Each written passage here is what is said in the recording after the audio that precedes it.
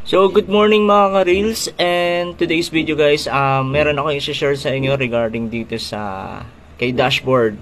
So, nakikita nyo dyan sa screenshot and sa likod ko po na background, makikita nyo yung 8 star. Yan, makikita nyo yung 8 star dun sa profile recommendation nyo guys. Kapag yan yung nakita nyo kay dashboard nyo, ibig sabihin yan guys, recommendable lahat yung mga video nyo. And wala kayong violation na ginagawa kay Meta. It means guys na sinusunod nyo yung patakaran niya and hindi kayo lumalabag dun sa copyright na pinapautos sa atin ni Meta. Kasi ibig sabihin yan guys, malinis lahat ng videos nyo, yung content nyo, yung wala kayong ginagawang restriction.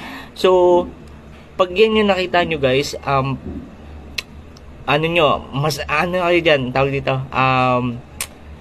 masaya kapag yun nakikita nyo guys, kasi nga very recommendable lahat ng videos nyo and possible na magkakaroon kayo ng monetization program kay Meta. And sa mga sumusuporta dyan guys, dito na lang muna tayo and marami pa akong i-share guys, and share nyo itong video guys kung nagustuhan nyo. Thank you.